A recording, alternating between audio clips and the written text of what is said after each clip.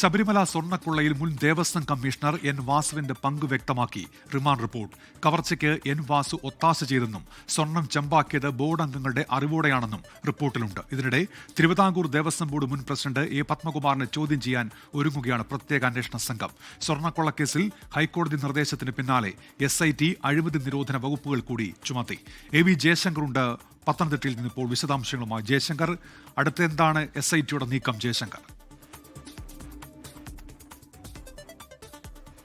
അതായത് ഉന്മേഷ്, ശബരിമല സ്വർണ്ണക്കൊള്ളയിൽ ഉന്നതരുടെ ഇടപെടലുകൾ കൂടുതൽ വ്യക്തമാക്കുന്നതാണ് SIT കഴിഞ്ഞ ദിവസം പത്തനംതിട്ട കോടതിയിൽ സമർപ്പിച്ച റിപ്പോർട്ട്. അതായത് ദേവസ്വം ബോർഡ് അംഗങ്ങളുടെ കൃത്യമായ അറിവോടും കൂടി ആണ് ഇത്തരത്തിൽ ശബരിമലയിൽ സ്വർണ്ണക്കൊള്ള നടന്നതെന്നാണ് SIT കോടതിയിൽ പറഞ്ഞു വെക്കുന്നത്. ദേവസ്വം ബോർഡിൻ്റെ പങ്ക് എണ്ണി പറയുന്ന റിപ്പോർട്ടാണ് കഴിഞ്ഞ ദിവസം SIT കോടതിയിൽ സമർപ്പിച്ചത്. ഉണ്ണികൃഷ്ണൻ പോറ്റിയുടെയും മുരാരി ബാബുവിൻ്റെയും ഒപ്പം സുധീഷ് കുമാറിൻ്റെയും KS ബൈജുവിൻ്റെയും എല്ലാം തന്നെ മൊഴി ഈ വാസു ഉൾപ്പെടെയുള്ള ദേവസ്വം ബോർഡിൻ്റെ ഉന്നതർക്ക് എതിരാണ്.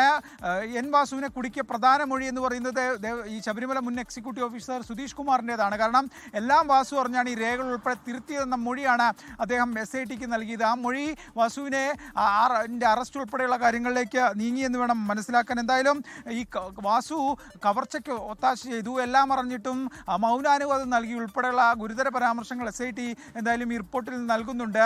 ഇത്തരത്തിലുള്ള ഇടപാടിലൂടെ വലിയ നഷ്ടം ദേവസ്വം ബോർഡിന് ഉണ്ടാക്കുകയും പ്രതികൾക്ക് ലാഭം ഉണ്ടാക്കി നൽകുകയും ചെയ്തുവെന്ന വിവരങ്ങൾ കഴിഞ്ഞ ദിവസം തന്നെ കോടതിയിൽ നിന്ന് പുറത്തു വന്നതാണ്. എന്തായാലും വലിയ ഒത്താശ ഈ കാര്യങ്ങളിൽ നടന്നു, എല്ലാം വാസുവിൻ്റെ അറിവോട് കൂടിയായിരുന്നു എന്ന റിപ്പോർട്ടാണ് SIT കഴിഞ്ഞ ദിവസം കോടതിയിൽ സമർപ്പിച്ചത്. ഇതിനൊപ്പം തന്നെ മുൻ ദേവസ്വം ബോർഡ് പ്രസിഡന്റ് പത്മകുമാറിനും കുരുക്കുകൾ മുരുകുകയാണ്. കാരണം ഈ നടപടിക്രമങ്ങളിലെല്ലാം തന്നെ, ഇല്ലെങ്കിൽ ഈ വീഴ്ചയിലെല്ലാം തന്നെ ദേവസ്വം ബോർഡിന് അറിവുണ്ടായിരുന്നു എന്ന പരാമർശം കോടതിയിലെത്തുമ്പോൾ അന്നത്തെ 2019 കാലഘട്ടത്തിലെ ദേവസ്വം ബോർഡ് പ്രസിഡന്റായിരുന്ന പത്മകുമാറിന് ഒഴിഞ്ഞു മാറാനാകില്ല. അദ്ദേഹത്തെ അധികം വൈകാതെ SIT കസ്റ്റഡിയിലെടുക്കും, ചോദ്യം ചെയ്യും.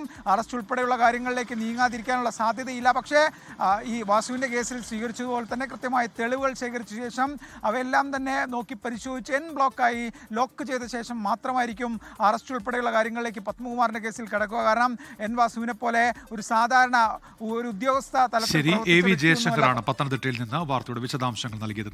ലോകത്തെവിടെയായാലും ഏത് സമയത്തും 24 വാർത്തകളും ഓഗ്മെന്റഡ് റിയാലിറ്റി പാക്കേജുകളും എക്സ്പ്ലെയിനറുകളും വിശദമായി കാണാൻ ഞങ്ങളുടെ YouTube ചാനൽ നിങ്ങൾക്ക് സബ്സ്ക്രൈബ് ചെയ്യാം.